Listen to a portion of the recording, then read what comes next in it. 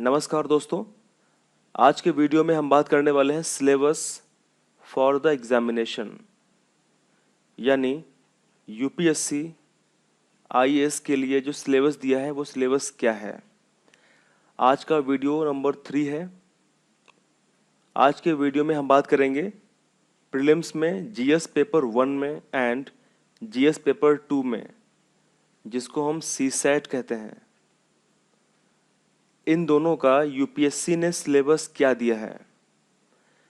देखिए, सबसे बड़ी गलती एस्पिरेंट्स क्या करते हैं, जब भी कोई एस्पिरेंट आईएएस की तैयारी शुरू करता है तो वो किसी कोचिंग को ज्वाइन करता है या फिर वो सेल्फ स्टडी करता है। लेकिन अगर मैं सर्वे करूं, और मैंने सर्वे किया भी है, जहाँ जहाँ मैंने पढ़ाया वहाँ मैंने देखा है, बच्चों से पूछा है क्लास में कि आप में से कितने लोगों ने यूपीएससी का सिलेबस जो यूपीएससी ने अपनी वेबसाइट पर अपलोड किया है वो सिलेबस क्या है। तो अगर मैं 100 बच्चों से मैंने पूछा तो उसमें से केवल 5% विद्यार्थियों ने ही उस सिलेबस को देखा है, लेकिन सिलेबस उनको याद नहीं है। अगर मैं उनसे पूछूं कि यूपीएससी ने जो मेंस का सिलेबस दिया है, जैसे पेपर 1, पेपर 2, पेपर 3, पेपर 4, मैं बात कर रहा हूं जीएस पेपर की, तो यहां भी 5% से कम है। यानी यूपीएससी के जो एस्पिरेंट हैं वो यूपीएससी का सिलेबस नहीं देखते हैं कि सिलेबस क्या है। मैं चाहूँगा कि जो लोग यूपीएससी की तैयारी शुरू करना चाहते हैं वो सबसे पहले किसी भी बुक्स को ना फाइंड करें। ऐसा नहीं कि लक्ष्मीकांत इंडियन पॉलिटी के लिए, इकोनॉमिक्स के लिए, संजीव वर्मा या शंकर गणेश या कोई अदर बुक को उठाया और पढ़ना शुरू कर दिया। सबसे पहले आप यूपीएससी का जो सिलेबस दिया हुआ है यूपीएससी के द्वारा उसको रीड करें, उसको समझें कि उसमें कौन कौन से पॉइंट्स पर यूपीएससी ने फोकस किया है और कौन कौन से पॉइंट्स की बात करी है। उन पॉइंट्स को नोट कर लें और दिमाग में रखें जब भी कोई बुक्स को रीड करें, चाहे वो एनसीईआरटी हो या फिर कोई दूसरी स्टैंडर्ड बुक हो। क्योंकि अगर आपके दिमाग में यूपीएससी का दिया हुआ सिलेबस रहेगा तो आप इजीली जो भी बुक्स पढ़ेंगे वहाँ पे आप उन चीज़ों को पॉइंट आउट कर पाएंगे। और इसका फ़ायदा एक और ये मिलता है कि जब भी आप कोई भी न्यूज़पेपर जैसे द हिंदू या फिर इंडियन एक्सप्रेस पढ़ते हैं, तो अगर आपके दिमाग में जीएस पेपर 1, 2, 3 इनका सिलेबस रहता है तो आप क्या करते हैं, इन न्यूज़पेपर में सबसे पहले उन्हीं चीज़ों को फाइंड करते हैं। कि जैसे आपने अगर कोई भी आर्टिकल साइंस एंड टेक से रिलेटेड द हिंदू में पढ़ा तो आप तुरंत उसको रिलेट कर लेंगे कि ये जीएस पेपर 3 से संबंधित है। या अगर आपने कोई भी इंटरनेशनल रिलेशंस से संबंधित आर्टिकल पढ़ा तो आप उसको तुरंत जीएस पेपर 2 से रिलेट कर लेंगे। इससे क्या होगा, आपके दिमाग में वो चीज़ लंबे समय तक स्टोर रहेगी और आप एक सही दिशा में, आप एक सही डायरेक्शन में काम कर पाएंगे। तो मैं चाहूँगा कि आप सबसे पहले यूपीएससी का सिलेबस पढ़ें। आज मैं बात करने वाला हूँ प्रीलिम्स के बारे में, फिर मैं बात करूँगा आगे आने वाले वीडियोस में यूपीएससी का मेंस का सिलेबस पूरा point to point, Hindi as well as English में। तो स्टार्ट करते हैं आज का video.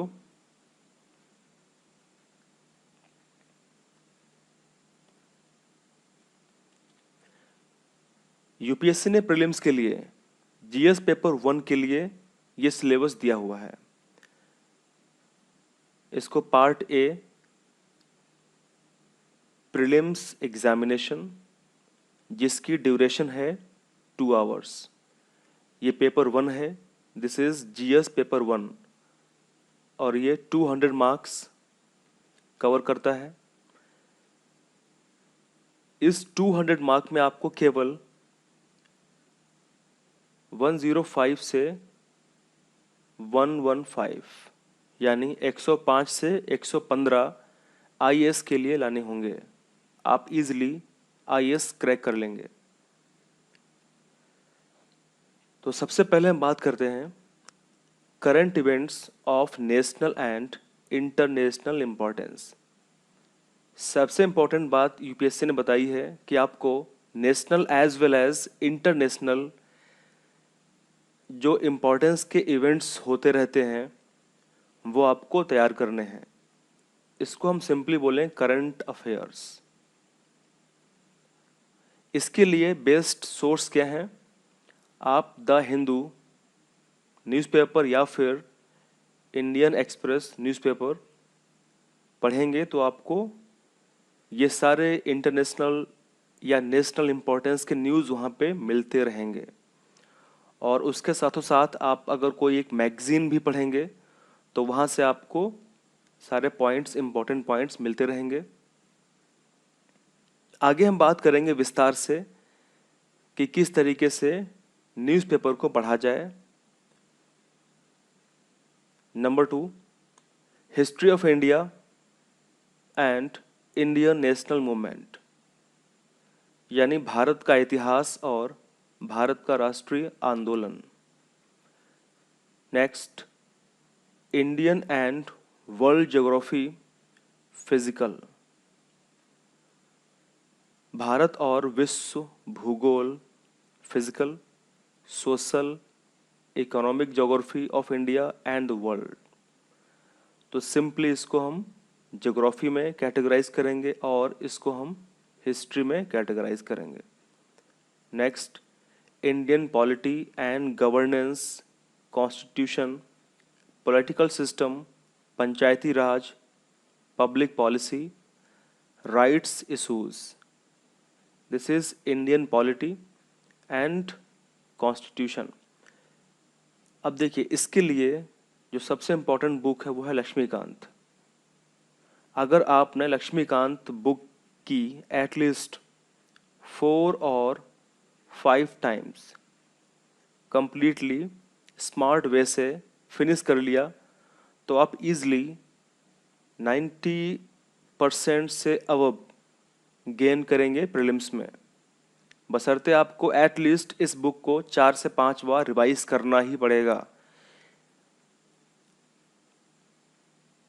Next, economic and social development, sustainable development, poverty inclusion, demographics, social sector initiatives. इन सभी टॉपिक्स को आप डीपली तैयार करेंगे, अच्छी तरीके से तैयार करेंगे, क्योंकि ये सभी टॉपिक्स यूपीएससी ने स्वयं मेंशन किए हैं। Next, general issues on environmental ecology, biodiversity, climate change, ये यहाँ पे इतना पूछेगा। आगे लिखा हुआ है that do not require subject specialisation, यानी general issue on environmental ecology, biodiversity and climate change के लिए आपको कोई सब्जेक्ट स्पेशलाइजेशन नहीं रिक्वायर है। लेकिन बट अगर आप यूपीएससी के प्रीवियस ईयर क्वेश्चंस उठा के देखेंगे तो आप रियलाइज करेंगे कि जो क्वेश्चंस लेवल है, जो क्वेश्चन का लेवल है इन्वायरमेंट से, इकोलॉजी से, वो बहुत ही एक अच्छे स्टैंडर्ड का लेवल है। उसके लिए आप को बहुत ही अच्छी स्टैंडर्ड की बुक्स पढ़नी होंगी, लेकिन उसकी स्टार्टिंग आप करेंगे एनसीईआरटी से। तो कौन कौन सी बुक्स इंपॉर्टेंट हैं प्रीलिम्स के लिए और कौन कौन सी बुक्स इंपॉर्टेंट हैं मेंस के लिए, इसकी बात हम करेंगे एक अलग सेपरेट वीडियो में। And next, general science. अब क्योंकि जनरल साइंस में अगर हम बात करें तो फिजिक्स, केमिस्ट्री एंड बायोलॉजी आता है, लेकिन यूपीएससी में फिजिक्स से क्वेश्चंस बहुत कम आते हैं, केमिस्ट्री से एक या दो क्वेश्चंस आ सकते हैं, एंड बायो से भी क्वेश्चंस एक या दो आ सकते हैं।